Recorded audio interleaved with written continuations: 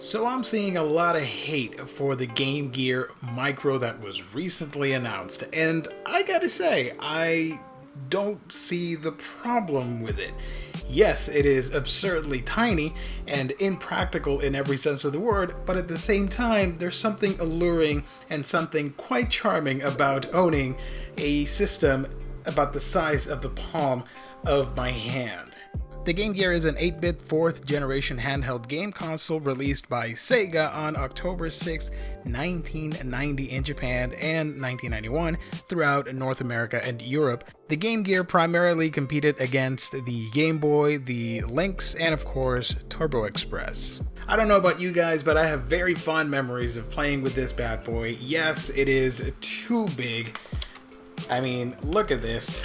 Just a massive handheld. Although, if you think about it, it's kind of like the predecessor in terms of size to the Nintendo Switch. But I have very fond memories of playing the Game Gear. Growing up, I didn't have a lot of game titles, but then again, the Game Gear's library wasn't as robust or extensive as, say, the Game Boy from Nintendo, but I have very fond memories of playing these games on long family trips.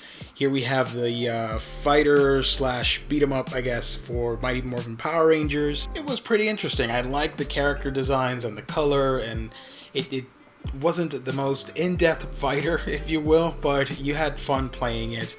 I also had the Batman Returns Game Gear game. I also had Desert Speed Trap featuring Roadrunner and Wile E. Coyote.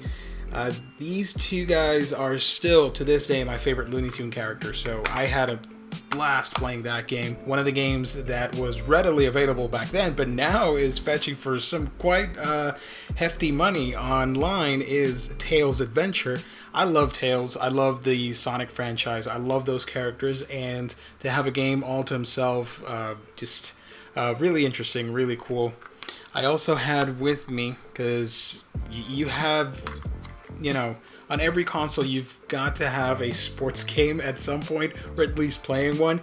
Now the cover on this is a little faded. The sticker, as you can see, it's a little bit banged up, but here is World Series Baseball and Taz Escape from Mars. I vaguely remember owning Echo the Dolphin and the Lion King games, but I don't have them here for whatever this video is. But I just wanted to highlight some of the games I have here for the Game Gear. A really nice, somewhat underrated console, of course. As you can see, the two ports here for the how many do we have here? For the 6 AA batteries.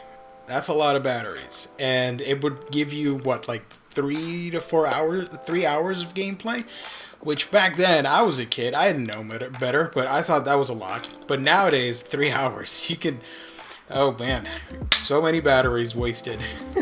But you did have a DC port at the top, and the cartridges. I do like the cartridge. I've always preferred cartridges over CDs, still to this day. But the Game Gear, man, this is brings back a lot of memories of me enjoying video games and not having a care in the world about what was happening and all the world's problems that plague society, I guess. It was nice escapism, and I've never been someone to choose between A console or B console. Give me both. I'll play your Sega, I'll play your Nintendo, Sony, Microsoft, whatever. At the end of the day, games are meant to be played and have fun with instead of bickering and complaining. Also, if you were having bad eyesight problems, you get this magnifying contraption here, which you would place here. And boom. There you go.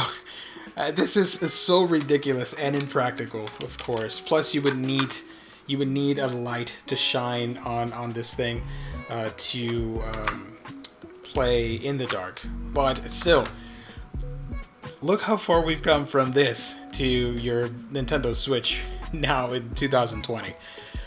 Be grateful, new generation. But yeah, The Game Gear Micro. The whole point of this video is to talk a little bit about the Game Boy Micro. I see it more as a novelty piece. Instead, you have this gang up mentality from the internet, and they want you to hate that thing because it's impractical, it's too tiny. Nobody cared about the Game Gear up until recently at all. Nobody was paying attention to the system whatsoever. Yes, there are Game Gear fans, but it's not a demand. It's not like, say, if they released a new Game Boy Micro and it was so tiny that a lot of people were complaining. That I could sort of get because of the brand. But with the Micro, it's just a cute little trinket to celebrate an odd footnote in the history of a company like Sega. And I fear that people like to gang up because they set expectations so high that when those are not met, they have this sudden clash of thought and want to bash it. And as soon as somebody on the internet starts bashing anything, this snowball effect happens, and you see articles, and you see people on YouTube comments, and you see people on forums of Reddits and all that stuff just complaining and arguing about a thing that nobody knew existed up until summer 2020. Now it is currently being sold, or is going to be sold, in Japan only as of this video, so I don't know if we're ever going to get that in North America. I would love to own it as a trinket, as a collectible thing. I'm not going to play it that often if I do get it, because there are other systems, and you can play, I think you can almost play all 16 games in the modern consoles. Correct me if I'm wrong on that, but they're not... It's not a necessity, and it's not something that people are wanting to grab, like, say, a PlayStation 5 or a Series X Xbox. You know what I mean? I don't know. I just think I had a really fun time back in the day with the Game Boy and all the games that it came with. And of course, I'm very much looking for the Micro because it relives my childhood, and I can take it on the go. Hopefully it has a little slot or somewhere on it that I can attach it to a keychain, because that would be fun. I could take it anywhere and enjoy it. I don't know which color variant I will probably get. Probably the blue to match this one, or maybe the black, because I like the lineup of games in the black base edition. But have you played the Sega Game Gear? I know I have, and I had a lot of fun.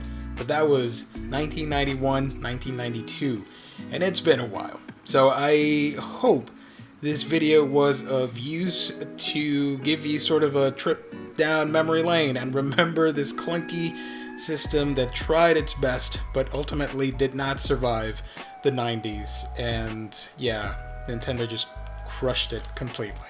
Rest in peace, Game Gear. At least now you've got a new retro mini micro edition for new generations to enjoy.